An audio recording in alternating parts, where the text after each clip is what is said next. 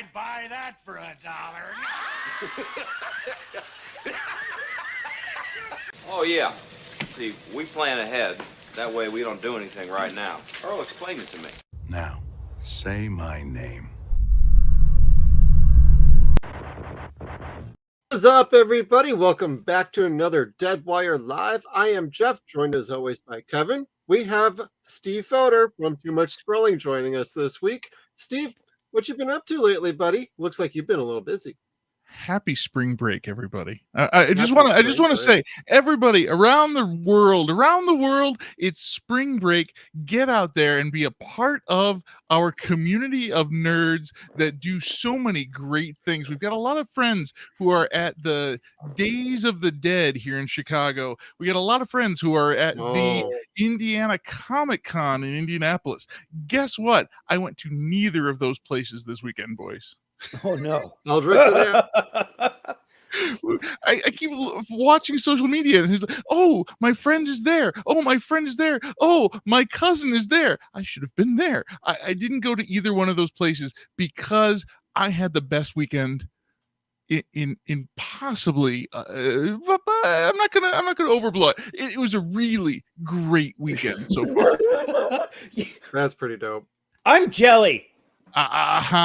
Welcome to my lifestyle, Kevin. When your children are 22 and 18 and you've been married to your wife for 30 years, there are weekends when you go, I don't have school this weekend because I generally don't on the weekends. And so I'm going to spend some of my money that I've made in wonderful ways. Ladies and gentlemen, Tom Bones Malone. Yay! Woohoo! And Lou Marini, two of the musicians from the Blues Brothers band, were in town this weekend. So I stalked the hell out of them. Yes. They were appearing at the Joliet Historical Museum in Joliet, Illinois, the group that is taking care of the Joliet prison where Joliet Jake got his name. And these two men, masters of their craft, came into my area and said, "Hey, Steve, phrasing, would you like to come and hang out with us for the weekend?" And I said, "There's only one." No, that's not true. There are two pictures of me in my high school yearbook. One of them is my senior picture with me going and a lot thinner. And the other one is me with a black fedora, black sunglasses, dressed as a blues brother in my high school yearbook. It is my favorite movie of all time. It is the second favorite fake band that I have of all time. Do you guys know the number one fake band that What? Go ahead, Kevin. Fake band. Not a real band. Real musicians, not a real band. Positive. No. Shit. Shut up, Jeff. The Electric Mayhem is my number one favorite fake band of all time. Fantastic musicality, fantastic storytelling, great characters. Blues Brothers number two. To hang out with Lou Marini, and Tom Bones Malone all weekend, you are going to have to pry this smile off of my face, gentlemen. That's awesome. It has been fantastic. That's such a good movie. When we do that, you are very invited for our 0 Point reviews on that one, because that will happen this year. It's coming up on, let's see, that was 1980. So we are at 44 years this year. So 45th anniversary coming up next year. So let's book it. Let's book it for next year. 45 years. 45? Dan Will do. Aykroyd and Jim Belushi do still tour as the Blues Brothers. They have played the Joliet prison in Joliet, Illinois. They are planning to do so again in August. I would love for you guys to come out and be a part of that performance in August. It was so much fun. 2 years ago, we got to go. Last year, they planned on doing a second annual last year, but the actor strike, unfortunately, kiboshed that because they are actors. They are not singers. Spoilers, everybody. They are not singers. They sing occasionally. Their primary gig is of the other variety. That's right. Jim is probably a member of several different guilds, like reality TV, acting. I don't know. Probably more than one. That is probably true. Great stuff. So they came to Joliet. They went to the historical museum where they sat down and talked about all of their memories that they could remember from 1979 through 2024. It was glorious. And then Saturday night, they got on stage at the Dixon, Illinois theater and played with the Dixon Municipal Band. And it was jaw-dropping, to the point that my wife at some point in the performance went, "Are you okay? Are you okay?" I love the music that these men have given us for the last 45 years. Yeah. Well, at least you didn't have a stroke or a heart attack. Well, let's write it down. Write that down. Kevin doesn't smoke that much, and Steve hasn't had a stroke yet. I had so much fun this weekend, boys. I just wanted to join you and tell you all about it. This is pop culture. This is what I do. I go around and find these people before they pass away, get their stories, get to shake their hand, get to say thank you for all of the joy that they have brought to me. And it's my favorite thing to do. When I win the lottery, when I win the lottery, I am buying a self-driving RV and going from convention to convention and just meeting people and loving the community. There you go. That sounds like a hell of a fun road trip for a while. Mm-hmm. I'd buy that for $1. Hell yeah. Shit, wrong town. Well, I do appreciate, like, Blues Brothers growing up was always one of those little pop culture phenomenons that as a kid I never quite understood it, but I liked it. But as I grew older, I grew more fond of the film and what they actually did. But as a kid, I was just like, I just like the songs, I like the music and the car chases. That's really all I remember of it as a kid. But growing up in the Chicago area for years, people Chicago. Dressing up and everything. I don't want to bring up the sequel, but honestly, the sequel features the band so much more, and Lou Marini was so proud of his acting prowess in that second movie, because when they walked in as musicians into the first movie, everybody on set was like, "Ooh, they're not actors. Ooh, they're not actors. They're going to talk like musicians," which is true. They do. Yeah. Matt Guitar Murphy especially was not an actor. He was a brilliant guitar player, but boy, the storytelling was right there. John Landis was able to get the best out of that Saturday Night Live sketch. I would argue that is the best Saturday Night Live movie.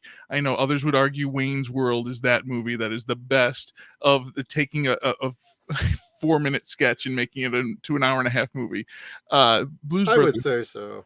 Blues Brothers is my movie, man. As a Chicagoan, as a blues fan, as not a musician, that is, I'm working on my memoir, and I think the title is going to be Not with the Band. I am not a musician, but boy, is music the center of my lifestyle. I dig that, dude. Yeah, that's really cool. And you're right. Lou had some of the best lines in that movie, you know, from Into the Bluesmobile. All right, cats, I'll go get gas. Like he was funny as hell in that. and one of the things I didn't get to ask him was that moment that you're talking about, Kevin, where Danny Aykroyd gives that whole speech about performing is the best drug available.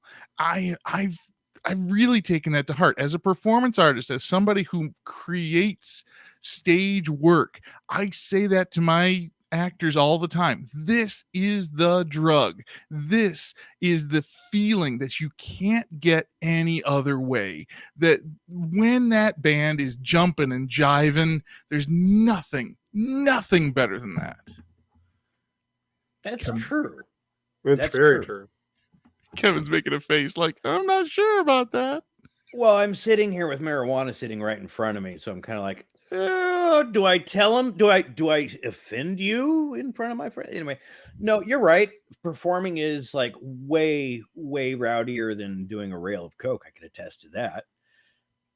It's not less fun. I could say that also, but no, like there's nothing like having a crowd go fucking nuts for you. Like owning a crowd is just the most amazing thing ever. So last weekend, I put on my 20th winter musical. 20 years of putting on stage plays, celebrating last weekend, and I'm still smiling. I'm my life is fantastic, boys. I was going to say, as long as it never feels like it's too much work or it's getting old, if it provides you joy every single time, that is ultimate key right there for me. It is every year a different batch of kids putting together something special that they will remember forever. The 30-year-olds who walk up to me and remember that moment when they were able to do that. And my pride in putting that together is sky high after 20 years of doing that. That's awesome. That is amazing. My memoir is going to be just me smiling. It's going to be a lot of stories. Maybe that's the title of your book. Just me smiling. Just me smiling. That's great. I'll take it. Right. Well, there's a quote I've always had stuck in my head for years is like, smile. It makes people wonder what you're up to. You got that right. For sure. Absolutely. What are you guys talking about? What's going on in Jeff and Kev's world? Well, since we're on the topic of Dan Aykroyd, Ghostbusters Frozen Empire is out this weekend. Have you had a chance to see that one, Steve, or not quite yet? I have not gotten out to see it because the drive-in that was showing it was snowed out. They really went all out on this movie. To throw 2 inches of snow in the Chicagoland area this weekend for Frozen Empire, that is some money that I can't battle that promotion. No, you need ice skaters coming out with all your drinks and your food and everything. You don't need to get out of your car. You just stay warmed up in your car. Dude, they get their publicist from Tobin's Spirit Guide. Like, what do you want? So the other thing that they did was they put Waze. They gave Danny Aykroyd a microphone and gave him the chance to do the directions for Waze. So I have been driving around all over town with this Blues Brothers stuff this weekend, and Danny Aykroyd and the Ecto One, the vehicle, has been on my screen for all of my directions all weekend. And well, if you get to the theater, they do have a couple different popcorn buckets. I know you're aware of the Trap one, but they also have an Ecto One in certain theaters. And it does the same thing as the Trap does. At my theater, it was about $45. I didn't feel like popping for that. I'm like, if you're talking $25, you might have gotten me, which is what the Ghost Trap is. It should be $25 if it's still in your theaters. Wow. But for the Ecto One, it's full $45, and I'm like, 45's tough. And you really only get a medium-sized popcorn that goes with it. They don't actually put it in the container that's part of the car, but they give you a separate bag, and they're like, yeah, popcorn doesn't actually touch this machine until you take it home, and you do it yourself. But on the popcorn watch for the bucket watch for Steve. Ladies and gentlemen, welcome to Deadwire Live, the Popcorn Bucket Watch segment, brought to you by Steve Fodor from Too Much Scrolling. The popcorn bucket's $45 for a popcorn bucket for a piece of plastic that's just going to be garbage by the time my kids get it when I'm dead. No, thank you. The trap buckets were going on eBay for about 168 tonight. They sold out within 4 hours online. Okay. Yeah. So it's at my theater for the Ecto one, they had a line of them because I went to an early showing today at like 11:30, and I talked to the gal behind the cash because it wasn't that packed at that point. It was early enough in the day. I'm like, all right, I can get into a theater and it's not going to be too nutty. And when I walked out and walked by it, because I went through the other side of the building to get out of there, I walked through the lobby on purpose so I can always see like if they put new stuff up, new stuff, old stuff down, whatever. And all of the Ecto ones that were out were gone. They sold all of them, and they had at least 30 sitting out there. So in the span of a 2-hour movie, they sold all of them. Wow. I bet. I'm like, they probably only had 50. They probably sold 20 last night and 30 today. I think my friend Aaron got one. And I was just kind of like, oh, I live vicariously through him that way. My theater didn't get them. We got the Slimers. Yeah. Not the initial ones that were uglier than sin. These were better looking plastic. Yeah. But I wasn't going to buy them. But they were actually filling them with popcorn. And people were like holding them not upright, but like a baby, a newborn. Yeah. So the shit didn't fall out. Oh my God. I love the story of Slimer, that was supposed to be the ghost of John Belushi.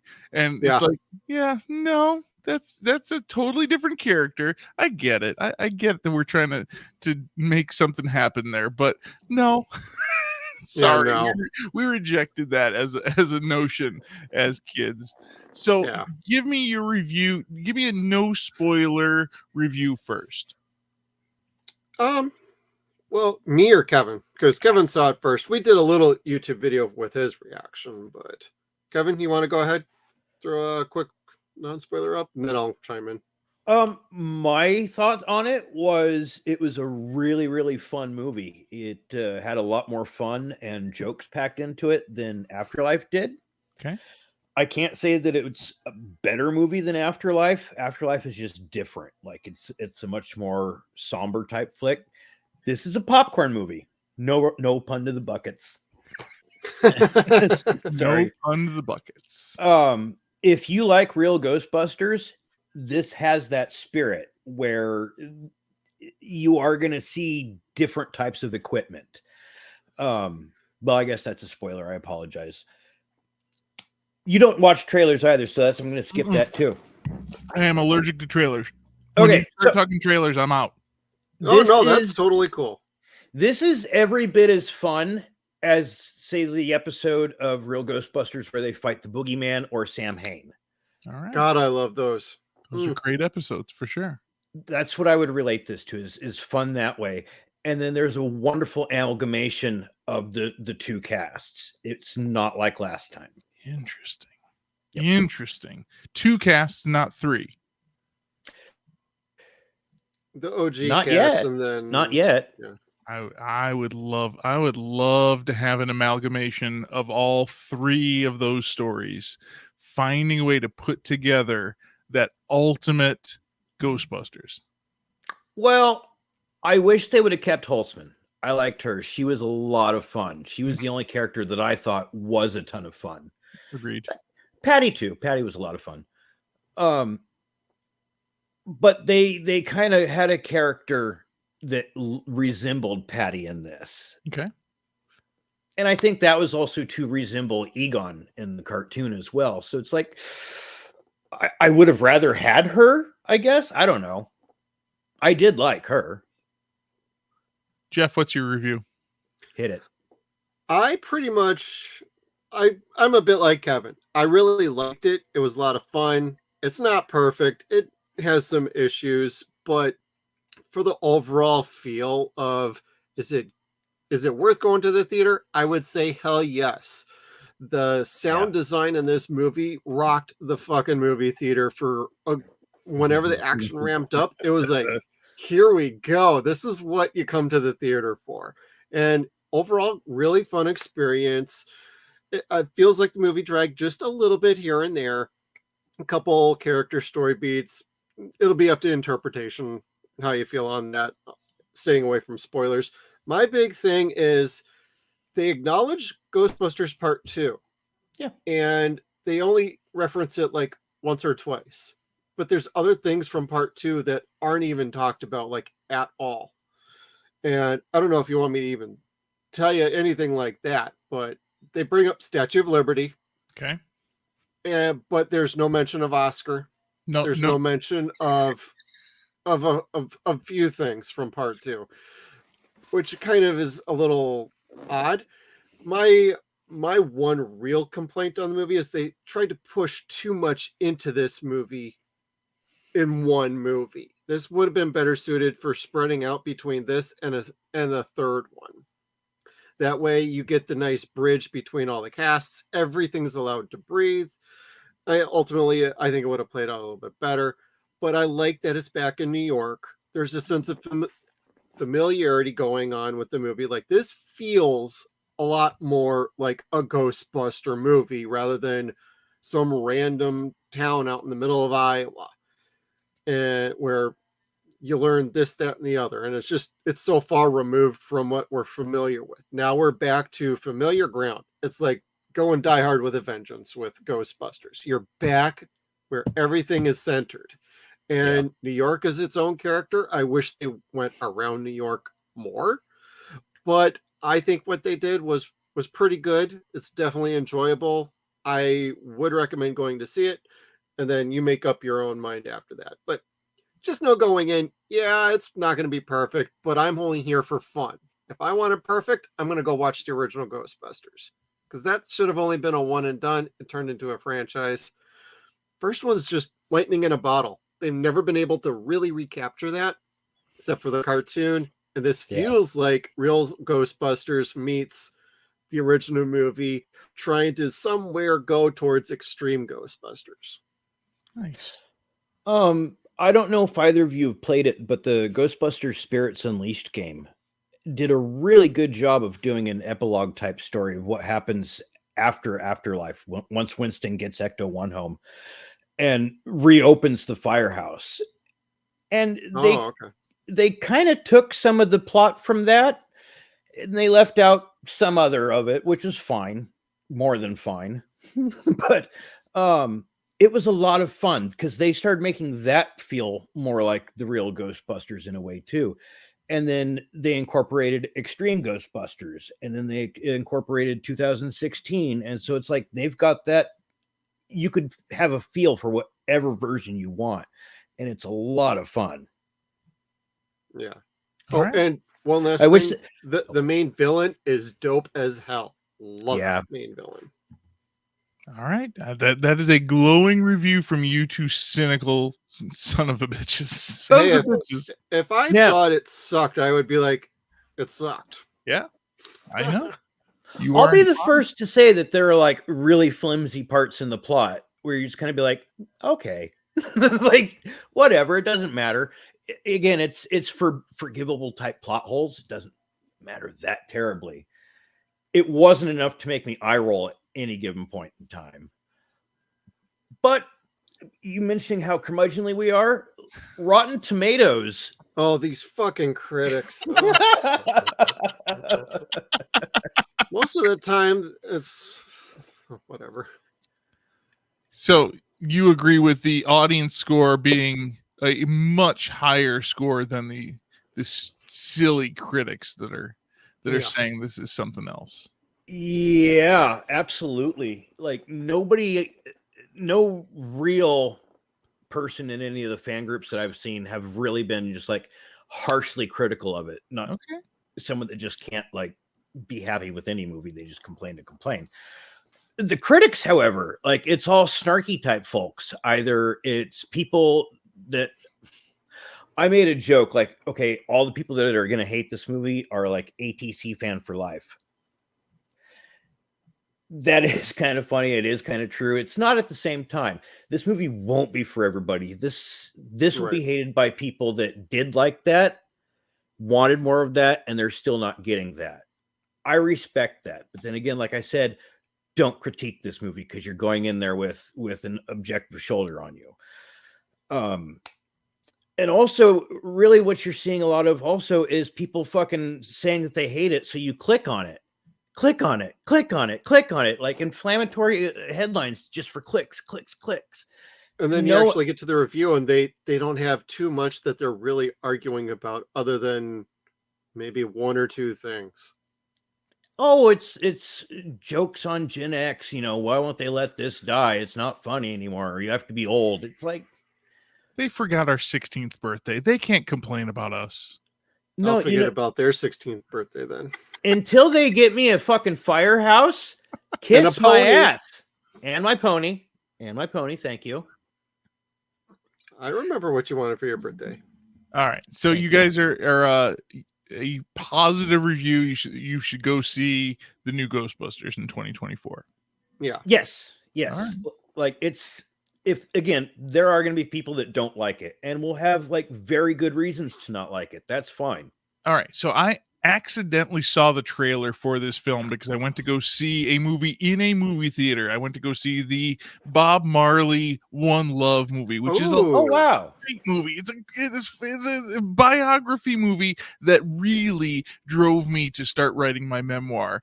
That's on my list to check out at some point. I really enjoyed this movie. I really thought, yes, this is the family writing a story of a life and the family giving their viewpoint and their perspective on who this guy was.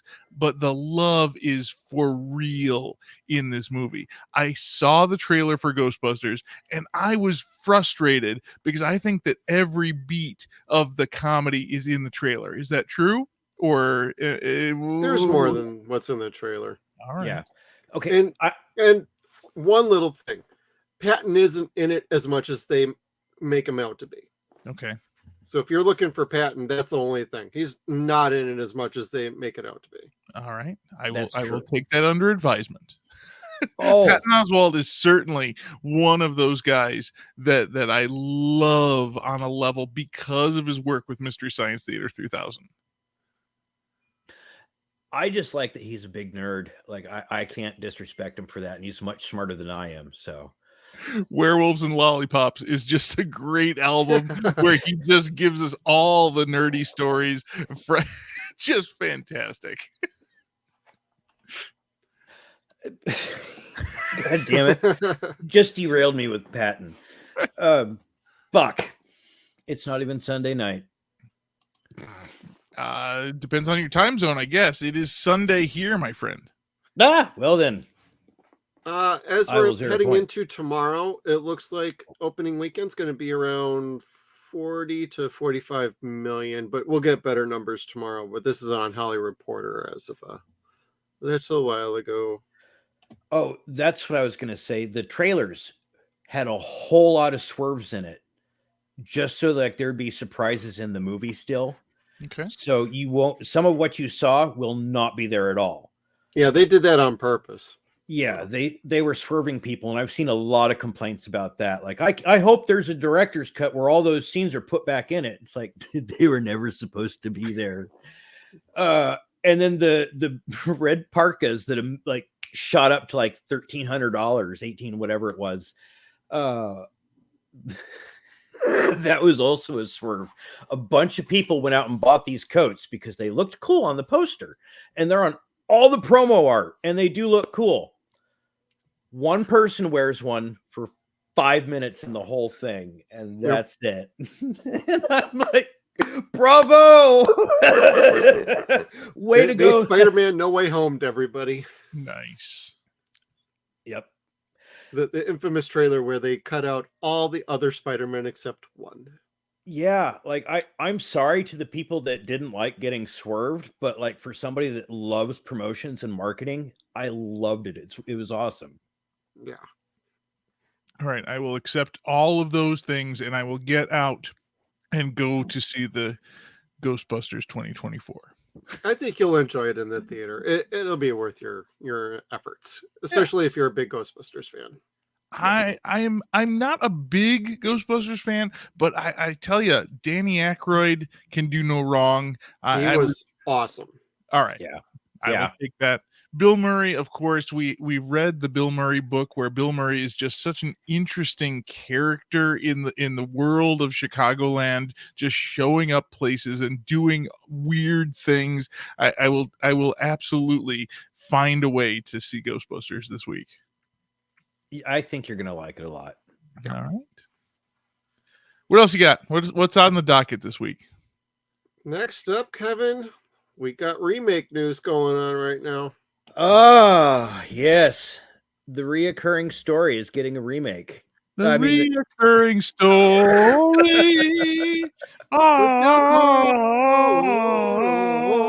Reoccurring story.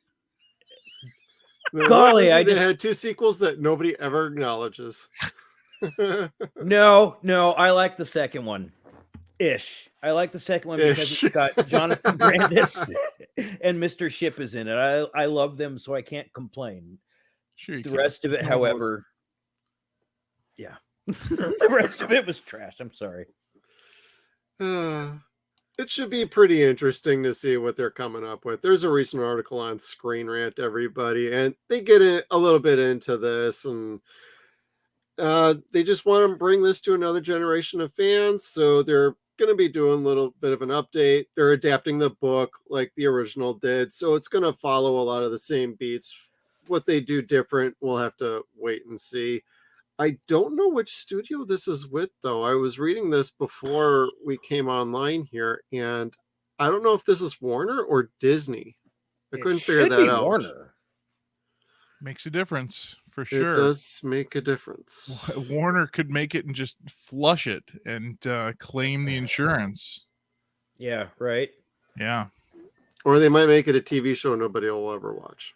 That too. Disney could do that too, though. That is definitely Disney's MO. That's a Disney move. That's not a dick move. That's a Disney move. Yep.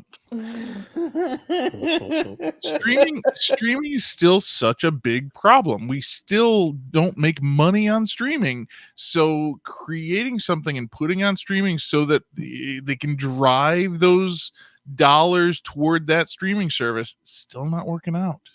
Yeah, No. Disney's doing their damnedest. Like they're bringing Hulu into the whole fold, or however they're kind of contracting the two into one.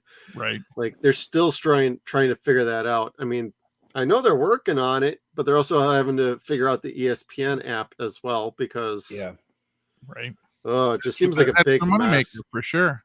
So I know you guys aren't Doctor Who fans, but have you been following the Doctor Who news on Disney? No. They are going to release the first episode of the new season of Doctor Who on May the 10th, 2024 at 7 p.m. Eastern. I say Eastern, meaning American time Eastern, which means it will drop at midnight on May the 11th in Britain.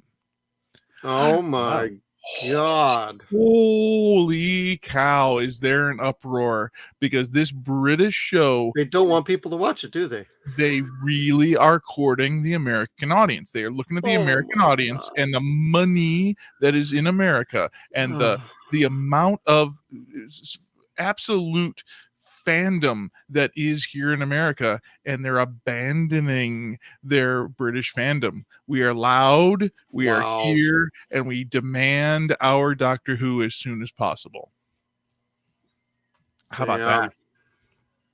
I don't even know what to say about that. That's nuts. They tried to do this back in 95 with the American version of Doctor Who on Fox. Yeah. And I watched that and I'm like, if this is Doctor Who, this sucks. It was a very necessary failure. The failure of that show, of that movie, really drove the next generation of Doctor Who. Without that, it wouldn't have happened the same way. But yeah, trying to court the American audience, the American dollar, by giving it to us at 7 Eastern and then midnight in Britain. That's wild. If you want an American Doctor Who, just give the rights to do an American one. They've done it with The Office. They made an American version of The Office. They tried to do it with an and then they also tried to do a vampire one. It was called Ultraviolet. That's a beautiful UK vampire show. Love that show. And I want to cover that possibly on our podcast at some point.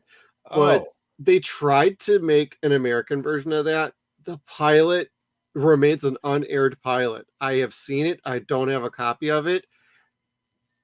It's probably a good thing we didn't see that because it wasn't very good. But the fact that sometimes that works where you let the UK have their originals, stay in their lane. We can make one over here and stay in our lane over here. So it doesn't cross over. Mm-hmm. It's like they're completely abandoning England, the UK and everything for America. That's bigger fish. That's nuts. It'd be like if Japan said, we're going to start making Robotech now for everybody instead of Macross Saga. We're going to make a Godzilla that wins an Oscar. Oh. And then we're going to let America make a Godzilla Kong movie that looks like something from the 70s.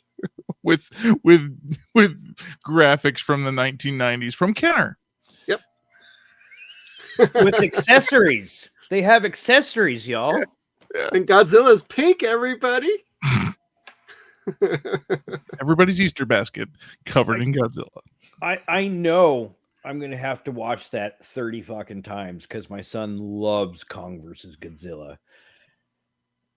I don't want to see it. I want to see Godzilla -1 several times, but I know it's not going to work out that way.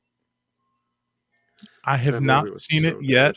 Chip saw it. He reviewed it. He said it was wonderful. I said, really? You just reviewed a kaiju film and you said this kaiju film was wonderful and the kaiju film won an Oscar and I have not seen it yet. The agreement that Toho has created is that they will not release it in any format until the air lanes are clear from any other Godzilla property. So the Godzilla X Kong is keeping me from seeing Godzilla -1 right now. Yeah. What?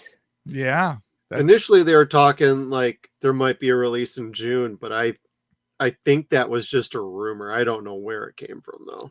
I'm ready. I'm ready to give them my money to see this film. I have not seen it. Chip has seen it, and that is disturbing. And I can give you a glowing review on that movie as well. That was the best movie last year, in my opinion. Not Oppenheimer. That was Godzilla -1. I have not seen Oppenheimer. I will not watch that film. You're not missing much. No. I mean, I like the movie, but like, it's. If you've seen any Oppenheimer biography stuff before, you already know the story. I look at that like I look at the Passion of the Christ. I remember when my mother fucking called me telling me that I needed to watch that movie. She was one of those people. Yeah, that would have been my mom. And like I made the joke and I said it jokingly, but it's not false. I read it. I know how it ends. I've seen it. I know how it ends. I don't care. Spoiler alert, Kevin. I want to go watch Godzilla. With Godzilla. Godzilla is the movie that comes after Oppenheimer. Yep. It's a prequel. God, they would. Wouldn't it just be amazing if State Farm fucking got sponsorship through them and had J.K. Simmons come out going, we cover that.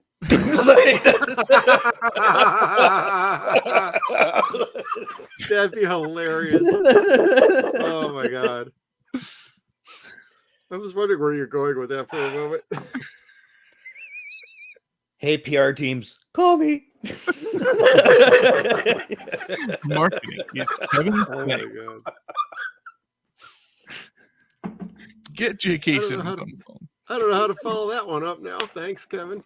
J.K. Simmons made an alien encounter movie, and it was filmed right here in the area. So he was walking into my pawn shop, And I went, wait a minute, that's my pawn shop. And J.K. Simmons is walking in there. I walked into my pawn shop afterwards. I said, was J.K. Simmons in here? And were you selling guns in this program? And they said, yeah, we don't sell guns.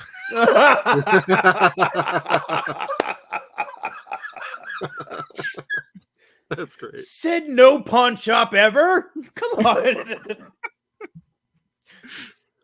Sorry, Not we were around just talking here. about the Crow.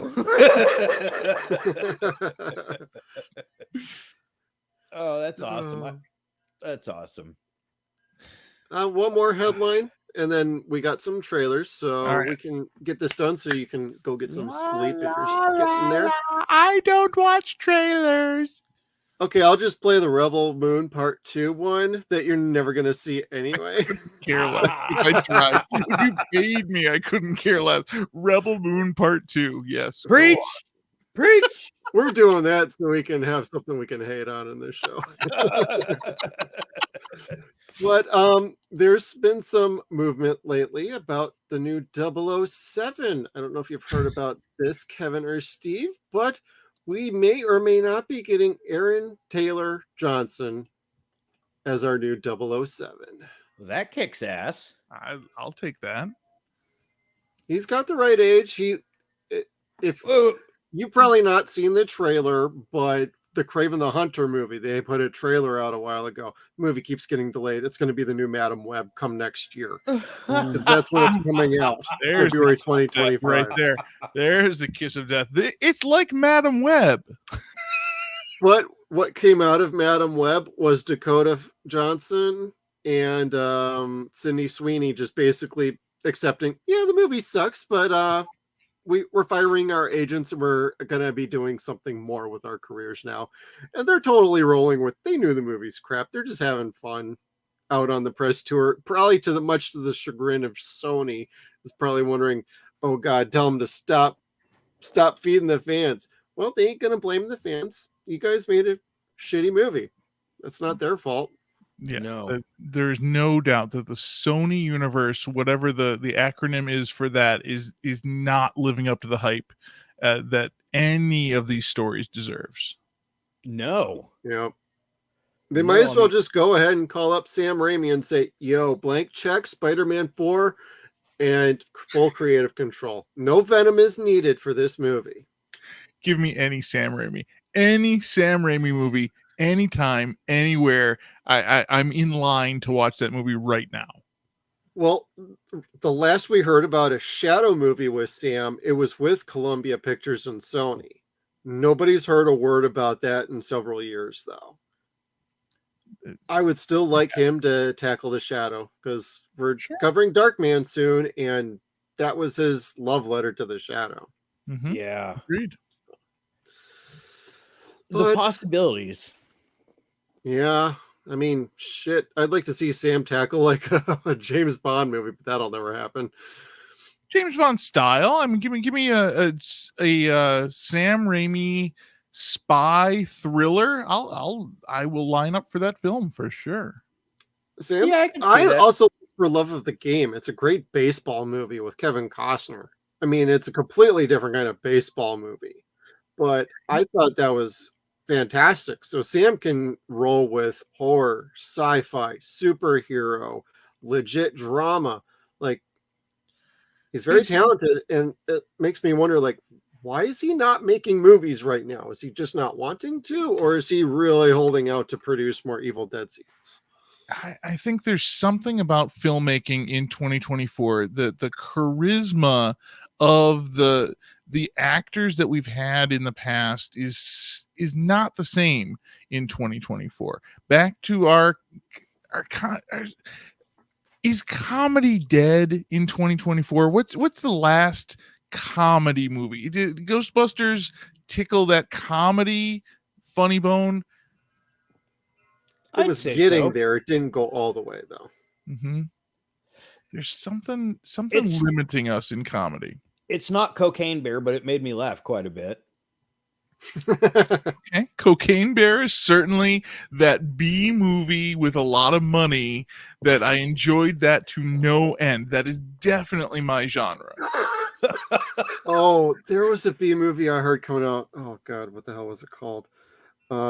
It's like by Full Moon. I'm gonna have to take a look at that. Oh, full moon picture. You are promoting a full moon picture right now. Goddamn right. What were we just watching that was full moon? I was like, well, Ghoulies. Okay. Well, that was Empire, Was it?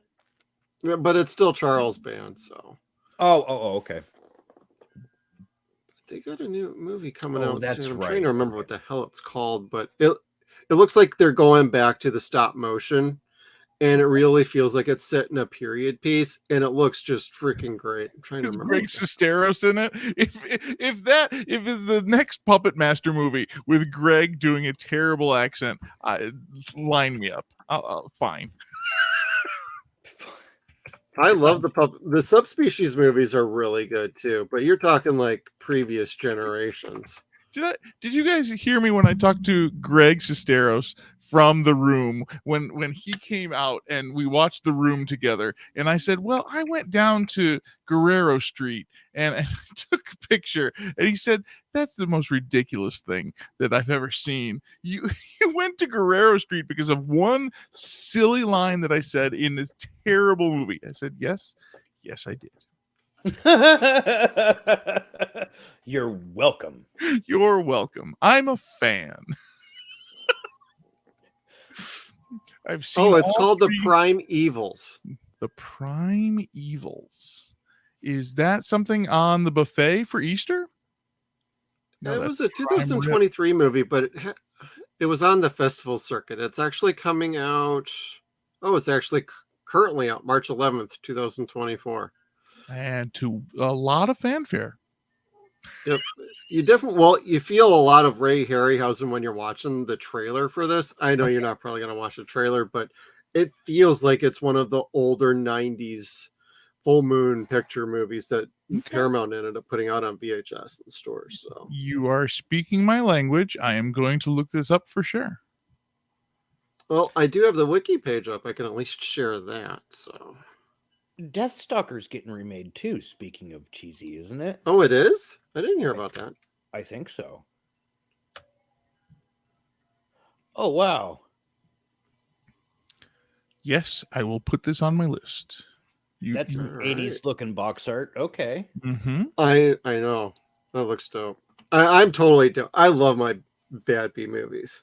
Bring them on. Oh, trust me. This is a show that you have me on because I love a bad movie. A bad movie. Oh, yeah. I don't watch the Oscar movies. We have this conversation every year for 10 years on Too Much Scrolling. I do not watch good movies. I enjoy bad movies to no end. Well, I just watched Ghoulies tonight before we came on here. So what does that tell you? Jazz hands. But that's another one of our reviews coming up. But that movie was so delightful, though. I'm sorry. It was so bad. I had a blast. Mm-hmm. Yeah.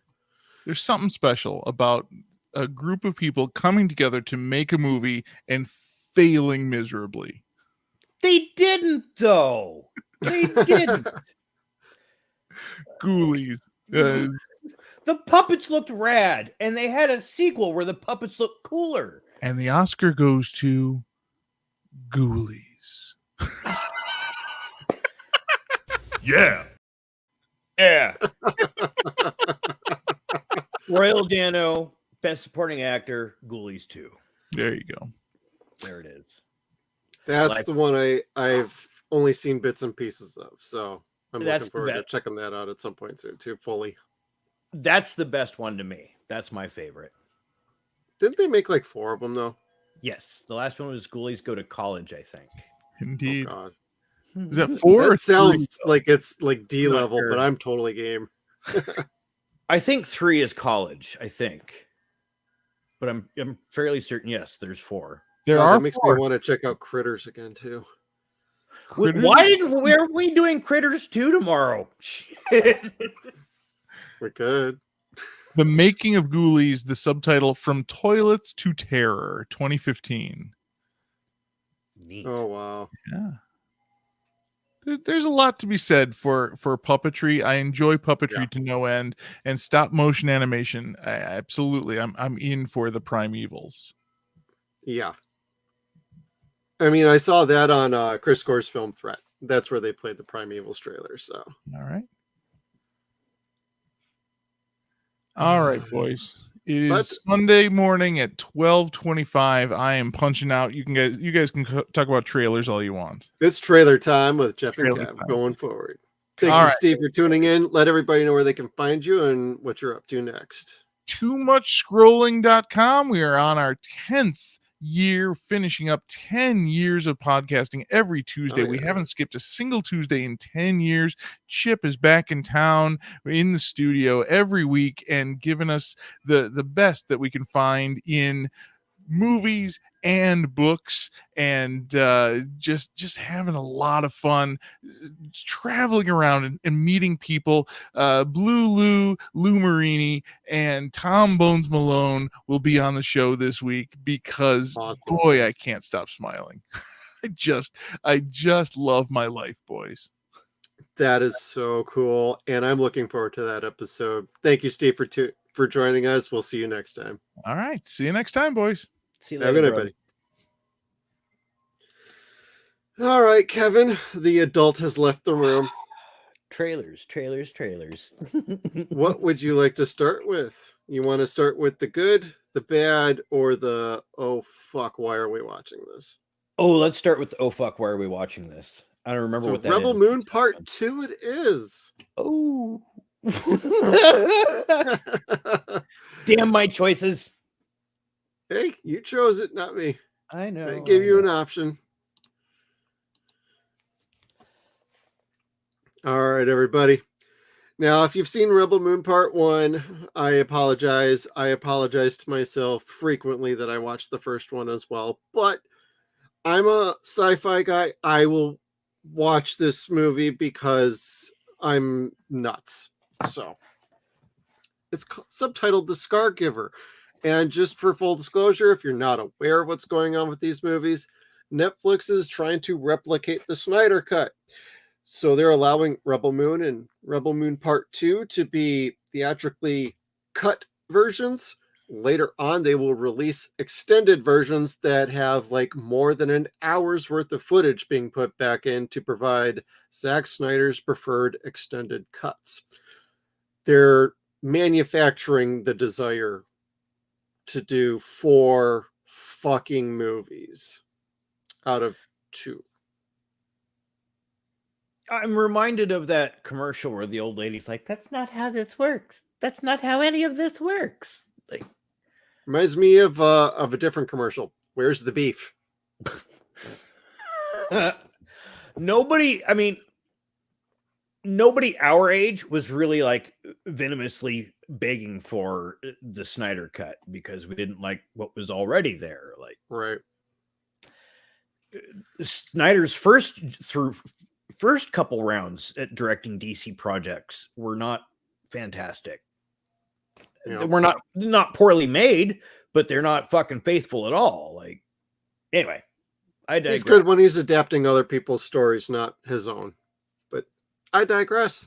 Let's do this and get it over with. But we'll have fun with it.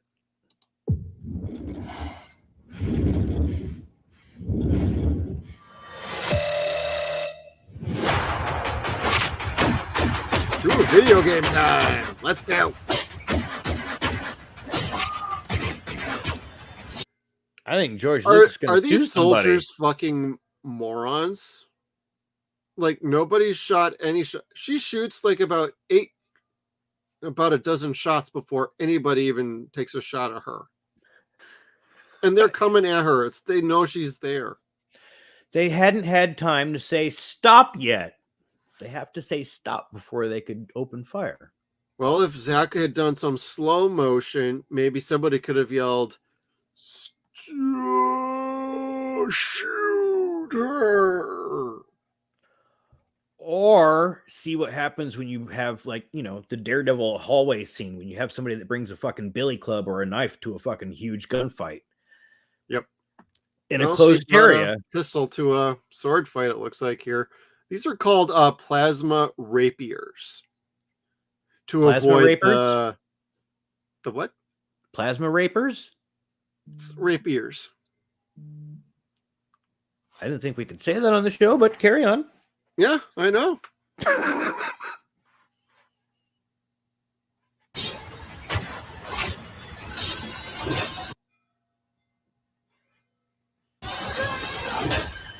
Nightmare. Finishing move. Woo! Missed me, bitch. I was aiming for your head. Is you and I fighting together? Garaka! Garaka. You must know. Oh, That's Anthony Hopkins voicing that robot, by the way. neat. Oh God, are we doing I'm this not shit with going the buffering?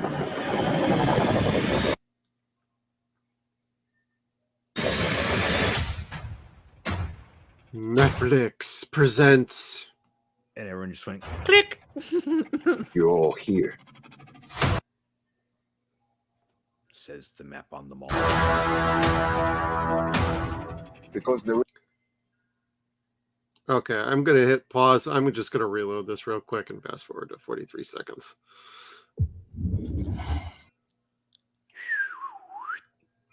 And I've already seen more of this movie than I'm gonna probably enjoy. because there is nothing to return to. Says Hippogriff.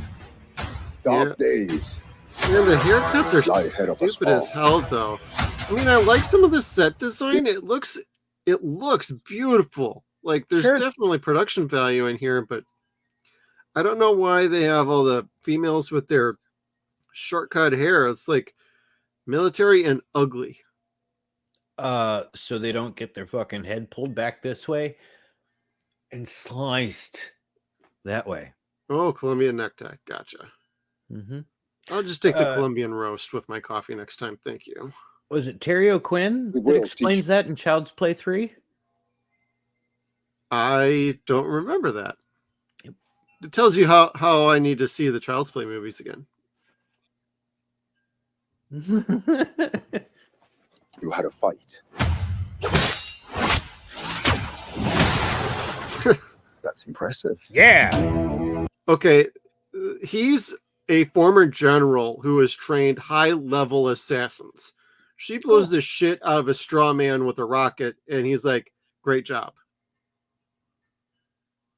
Like, okay, He wanted her to feel that she was doing well. I guess so. All right, Zach, what else you got for us? The Scar gives us a month. Those this village holds most. Oh my God, they dropped the crown! I shall destroy them. Yeah, let's fuck shit up, motherfuckers! He's a bad guy. He was killed in the first movie. Who was killed in the first movie? Yeah, But to fight. that's the Anthony Hopkins voice for that robot. Or Sir Anthony Hopkins.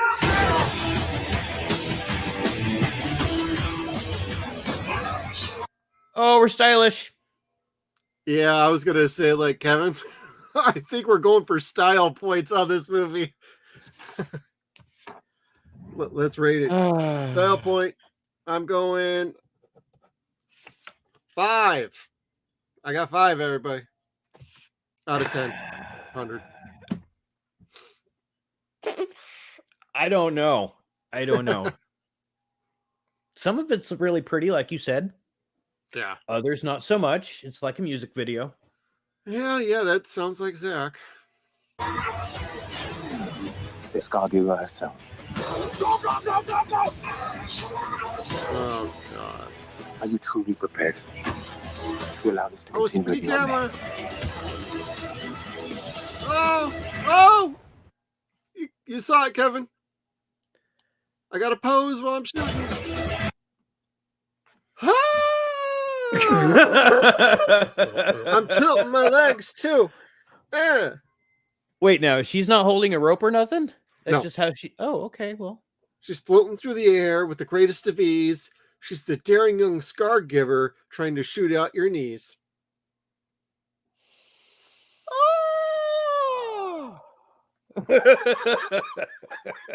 God. And she's supposed to be some badass. I don't get it, but It's what they think looks cool. that's true. It That's what feels Sucker too Punch video was, wasn't gamey it? for me.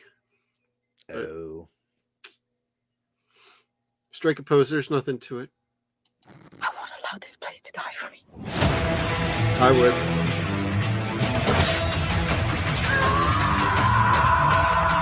Yep, gotta scream while everything's blowing up and we're falling off the shit.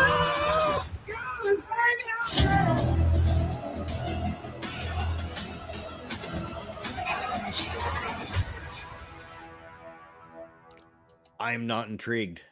And I don't mean to say that just to sound curmudgeonly. It's like it just didn't.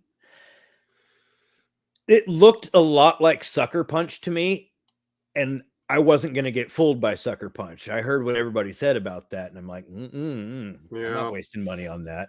And this looks a lot like that. Yeah, and Sucker Punch, I mean, they look pretty, but the movies just aren't great or good at all. Like, I watched the first one. It took me 3 times to try and get through a 2-hour Zack Snyder movie. I'm not kidding. I kept being like, this is boring. This is boring. Why? It's like, maybe I should just put this on 1.5 speed so I can get through all the slow-mo stuff as a normal movie. He overplays the slow. He's just overblown as a director. I mean, not to say he can't be a good one, but he doesn't know when to pull back or have a filter put on him. Reminds me of David Goyer. Well, yeah, exactly. Like they're almost synonymous in my head, like because they have that same outlook on how to rearrange hero movies. Yeah, like it needs to be more realistic. It's a fucking comic book. Yeah. Anyway, that's Well, there's one more bad one to watch, Kevin, and then we can get into some good to interesting one. Oh, let's hit it. Hit me with the next one. I'm going to refresh before we get started, though. All right. Presenting Disney Plus show Star Wars number 943. Maybe this one will actually catch some views. It's The Acolyte, everybody. Woo! Close your eyes. Make sure your eyes are closed, everybody. Your eyes Windows to the soul. can deceive you. Yes. We must not trust them. You don't trust them eyes, yo. Mm-mm. Tell me what comes into your mind. Booty. Money. That too. Mhm. Life. Balance. I see fire. Yeah. I see somebody with their eyes open. Oh, Steve's cheating. No peeking, Steve. We have like 3 Steves on our show. This is now going to be our 4th Steve. We're going to clip this guy out. He's going to be on our thumbnail. Cheating mother. So far, Kevin, how you feeling on this? It looks okay. Actually, this doesn't look bad. This looks like Star Wars to me. Well, that's only just started. Like, I'm trying not to be like, where's Anakin? Well, this is 100 years before the prequels. Oh. So you're not going to get Anakin. Never mind. You might get baby Palpatine, though. For first generation Palpatine. No joke. There's rumors about that right now. So No, in that regard, the story that he tells about whatever Darth was his master, that would be an interesting story that they never got around to telling. Okay. I'd watch that. Probably not going to be any good, but I'd watch it. Hmm. But I don't dislike this. I love Jedis. Well, this is not about Jedis, actually. This is a Sith TV show. Oh, God. It's the same thing, only with hookers and blackjack. That might make this actually more interesting. Anyway, but you're about to see Carrie Ann Moss in here. Cool. But the only thing that could get me to watch that.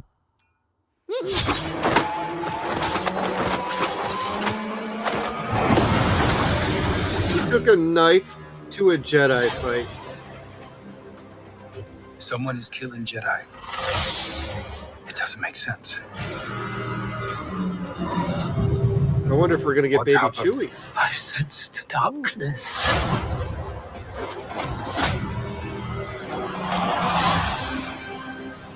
I'm not too sure I'm down with kung fu fighting Oh, I in don't a know. Star Wars show.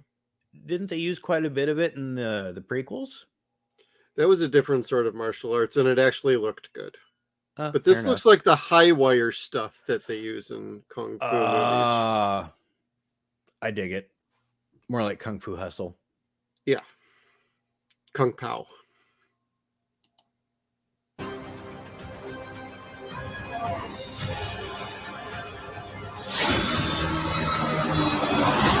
This isn't about good or bad.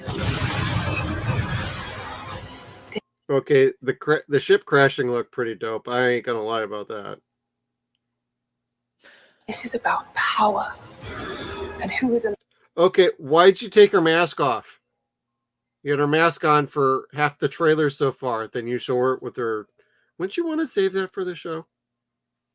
I don't know. That's just a personal opinion. Like if you're trying to tease a show, maybe you want to save a couple reveals for the show. That's true.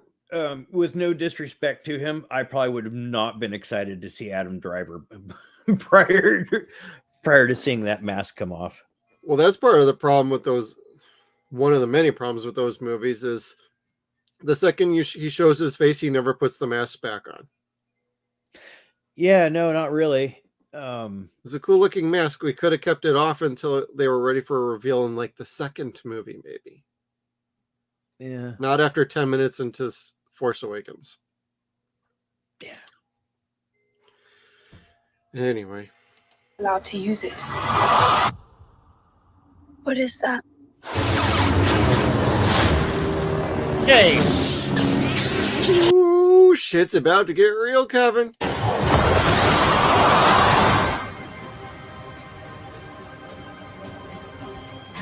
June 4th. Okay. I'd watch that. And You're a little more interested than I am then.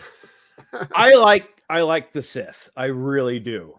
And I wound up enjoying the prequels more than I was willing to admit in the long term. And the way I learned that was, one, by playing the Lego games several times. And then two, watching the last trilogy. You're just kind of like, oh, well, that shit over there wasn't brain damaging at all. Let's go watch that.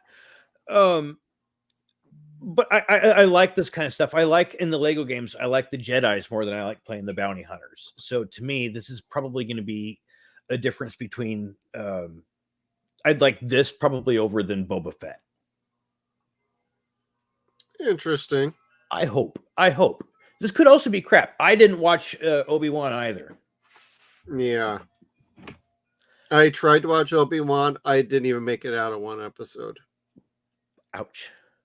And Boba Fett was terrible. Mandalorian season 3 was terrible. I like Mandalorian season 1 and Andor. I dig it. But I don't know, like the track record is not great on recent Star Wars stuff. And the person who spearheaded this particular show was Harvey Weinstein's former assistant. I thought we couldn't say that on the show. I will not name Lord Voldemort or Lord Voldemort's assistant shall not be named. Oh shit.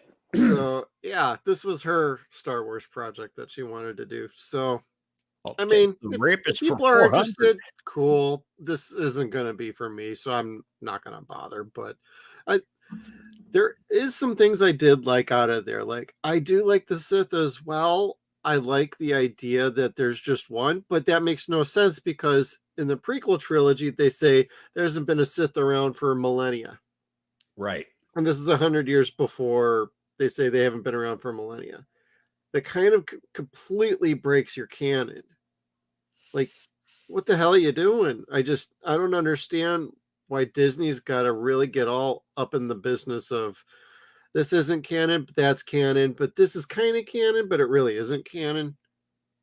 They're Marketing's messing funny. with the book too much. And I don't mean a legitimate book. I mean, they're messing with basically the Bible of the show every time a show or movie comes around. In some ways, like there were pieces to enjoy, I guess, in the new trilogy here and there. As a whole, not at all, not for me anyway. Yeah. I enjoyed what little I saw of The Mandalorian, but that's all I've really had time to watch since they've taken over. Other than the Lego Holiday Special, that was hilarious. I don't know. I can't put a whole bunch of blame on them yet, or I don't have the bad taste in my mouth just yet. Yeah. So I can't be pessimistic. Well, I can because it's Disney and I've been watching all of Phase 4 of Marvel. Marvel's got its own set of problems. We'll get there was that post on Twitter the other night that was like, yes, they're going to do a World War Hulks movie. And I'm like, the fuck they are. Like, get out of here with that mess. They ain't doing that. Universal has the rights to make it. Disney has the rights to distribute it. They both have to fucking agree to do the movie. I don't see that happening. And has Disney even paid the Hulu bill yet? Nothing's going to happen until that's done first anyway. And that's still not resolved. I didn't like the World War Hulk story. I didn't. Yeah. Like it was. I know enough about it. It was okay. The cartoon was all right. Yeah. I mean, it was really like abridged, but it was okay. Severely.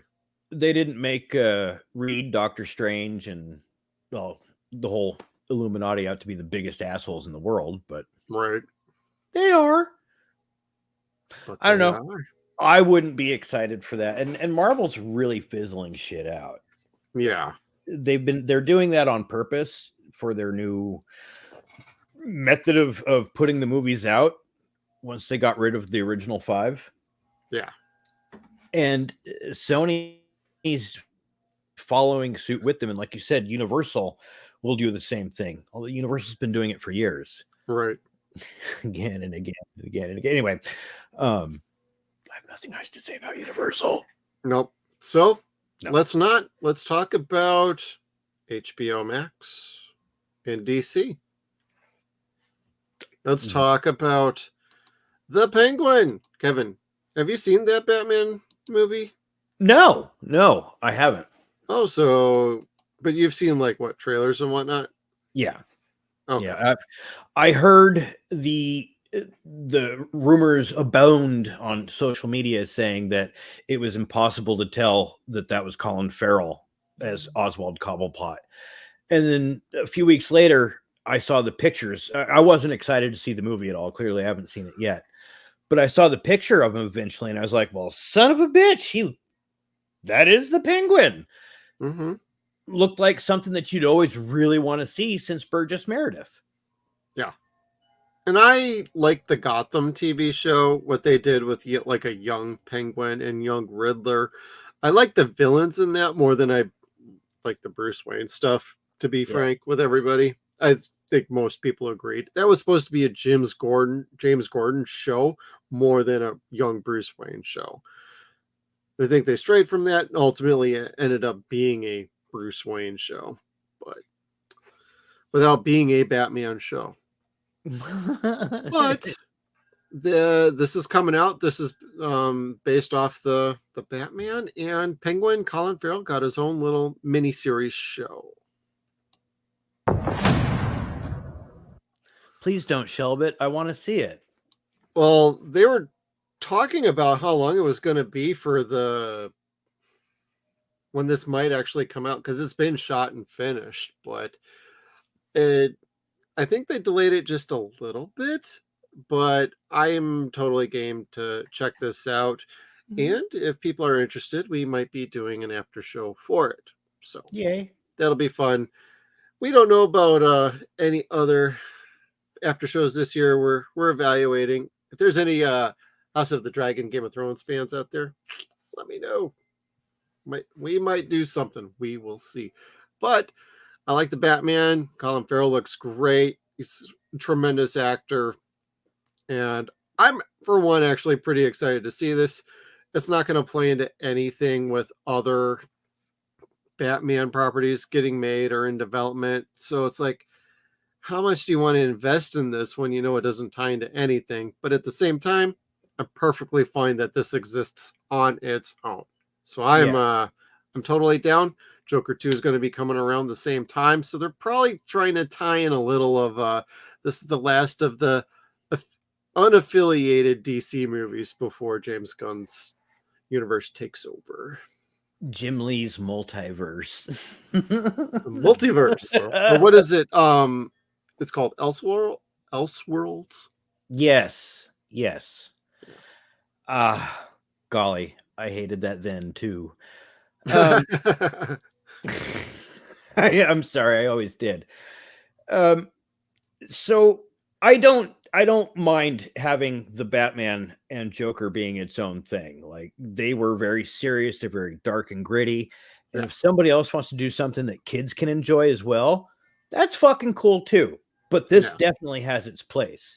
And frankly, HBO Max hasn't put out any like originals that are like really Daphne, Velma. Their DC work hasn't been bad yet.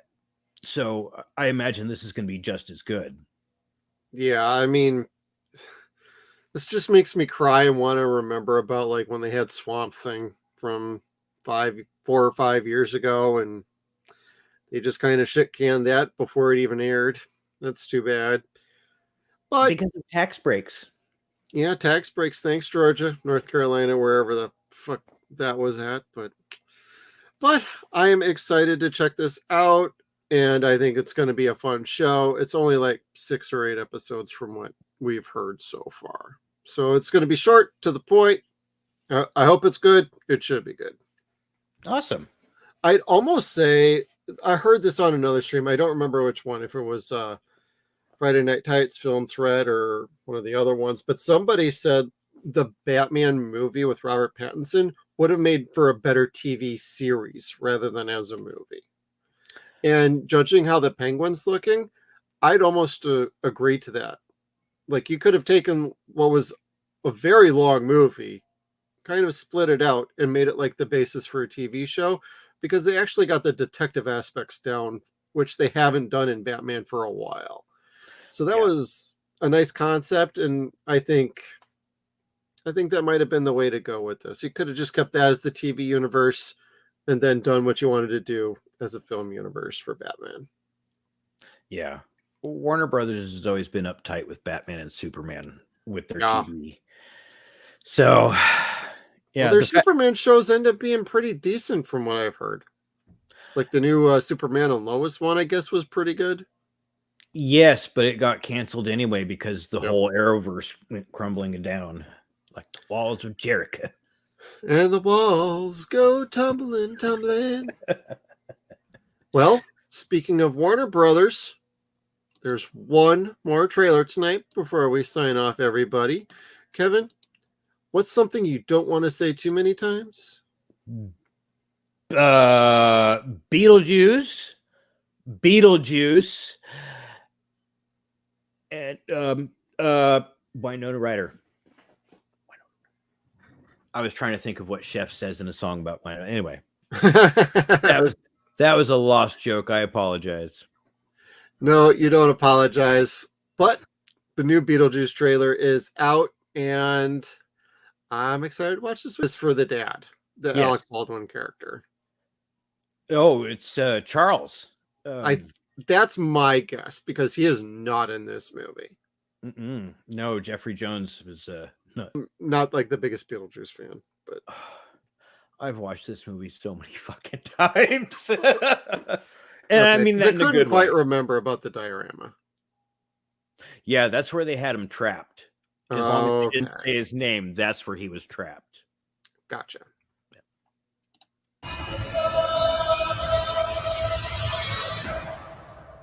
The juice is loose.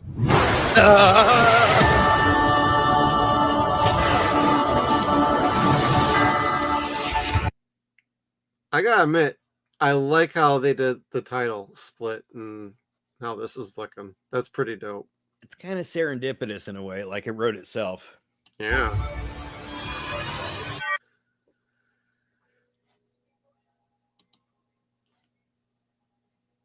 Keaton can still do it, man. He looks like he's on the pooper there. I'm not gonna lie. He looks like he's ready to wreck shop again, though. He looks way more deranged than he did in the original. Yes. In the original, I thought he felt a little too goofy. This looks more menacing. Yeah, well, I mean, Beetlejuice was supposed to be a scary movie. Yeah. Like Warner Brothers wanted it to be a comedy, so they made it a comedy. But initially, it was supposed to be a bioexorcist. Like he killed the living. So, I mean, if this is a little bit more like that, okay, I'm down with that. Yeah. What I have heard though is that you meet Beetlejuice's wife in this, and that's where I'm kind of like, wait, what? Yes, Beetlejuice has a wife in this movie. Oh. Does she All nag? I kind of hope so. Like I in my head, I envision Miracle Max and his wife. I'm not a witch. I'm your wife. Well, hookers and blow. That could be part of this movie too. Go make my own Exorcist movie with hookers and blow. Yeah. And Winona Ryder. I like that. Winona looks great from what we saw in this, and Jenna Ortega looks fantastic as well. I mean, I could probably go to the theater to check this out. I'd be interested enough. I like the original movie. I'm not in love with it. I actually really like the cartoon way more than I like the original movie. Well, you know, so when people ask me, did I like the original movie? It's like, it's like sometimes I feel like it was okay. Other times, no. You know, at this point, it's a movie for me where I could turn on in the background and it's kind of a comfort thing. Okay. Very rarely do I get the opportunity to like sit and watch it and see if there's something that I forgot or if there's something that I missed. Right. But I do enjoy it while it's on, and it is kind of like soul food, for lack of a better term, for me. Yeah. The cartoon, I definitely agree with you. Like the cartoon is a whole other animal altogether. Yes. It was like a horror anthology story for kids. It was like Beetlejuice having a different monster of the week, or some weird adventure in hell. The Underworld. Yeah. It was always fun. Yeah, I had a great time with the cartoon. And we're planning to cover that at some point this year. We might actually save that for around August-ish as we lead into the movie. And then maybe we'll do a little movie review later this year. We'll see. I'm down. Good. I'm down. Because again, there's no wrong reason for me to watch that. No. Big thing is go to theaters or wait for it on streaming or home video. Because I can almost guarantee you this movie will be out by Thanksgiving. Yes. Home video or streaming. Both. They're going to want that Christmas money, man. Oh, absolutely. That's why I don't think it'll be December. It'll probably be around Thanksgiving. It'll be like there is a chance. They're going to want to hit families up. I mean, if they could get it out in time for Halloween, I think they would. I have my doubts about that, though. No, they want it out before Halloween so that like DVD could be out by Halloween and then stocking stuffers later. Right. With, Black Friday That's sales. a good thought. Marketing. I know, but it's Warner Brothers. They just want to write stuff off, and They suck ass. yeah, they got Zaslabbed. Mr. Zaz.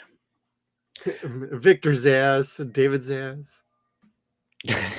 Thank you. Most people don't get it when I say that. Oh, so we talked a little bit about the superhero movies having like a weird turn recently. Aaron Tyler Johnson even pointed out, like, we've all had enough of studios mucking up films and putting out such trite that it dilutes people's desire to want to go to the theaters. It's like, that's why I hadn't been to the movie theater since Afterlife. The next movie I saw since then was Frozen Empire. It blows. You know, I'm sorry. This is the wrong picture. I apologize, everyone. There we go. So he was saying... Much better, Kevin. Bravo. So he was saying studios make shit just to pump the movies out.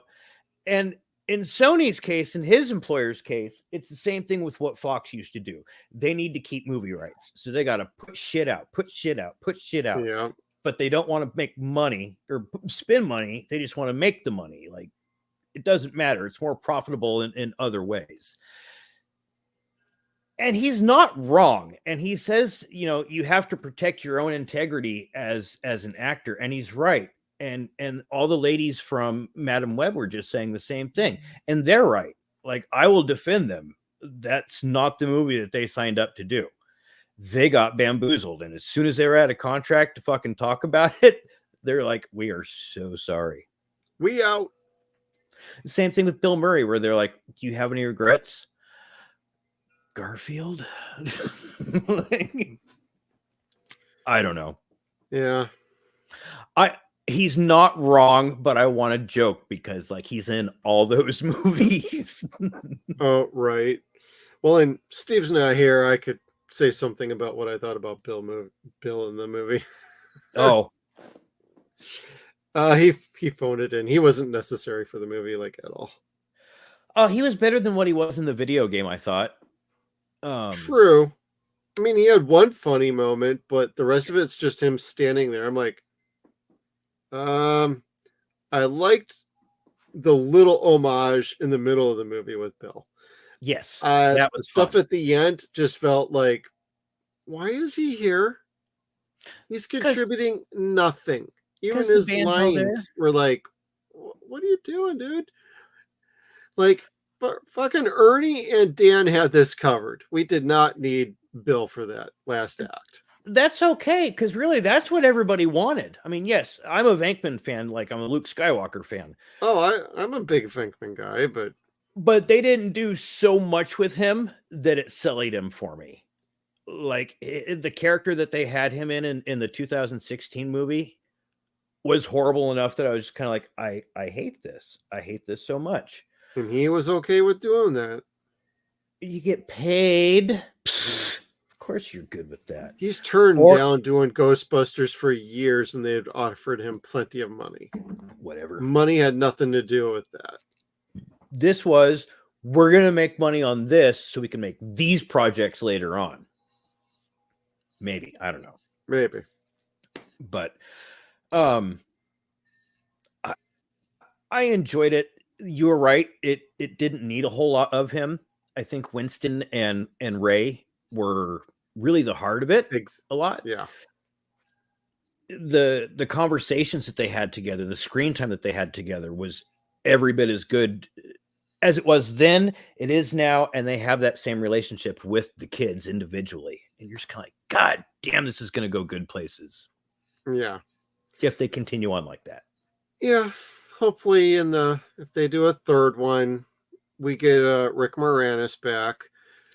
We see something about Sigourney being in it a little more, and we hear something about Oscar. He was named after a hot dog. That's what I'm like, if they're going to do a third one, that's the only thing they can still get into. You know, I don't think Sigourney Weaver wants to come back, just like she never wanted to come back for any of the Alien sequels. Like, she's like good with what she did. The story's done, and she wants to go do other things.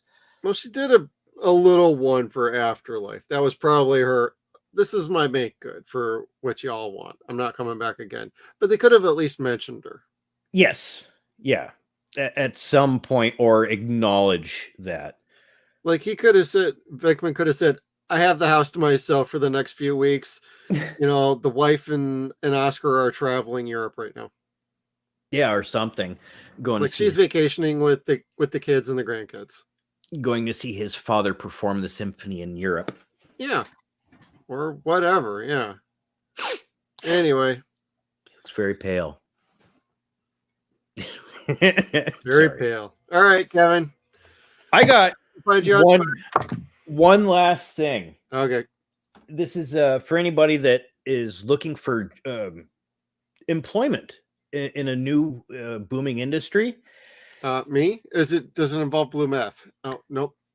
Intimacy coaches. Ewan McGregor. Don't they call those fluffers?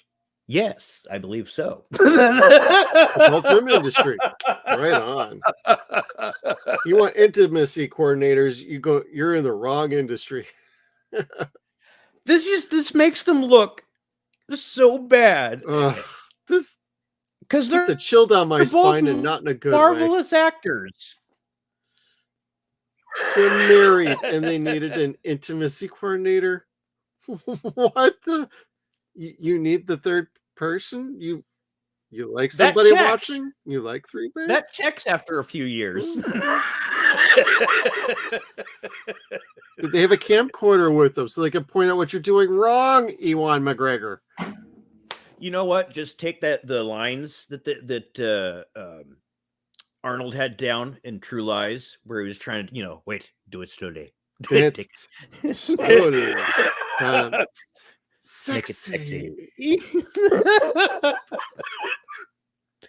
I remember those lines, and then I remember Jamie Lee Curtis, right? Yeah, and then I don't of that. And then the rest of it is like a blur. I don't remember. I just get lost like, there. How did the movie end? I don't remember. An explosion. The movie ended right there, just the same time as I did.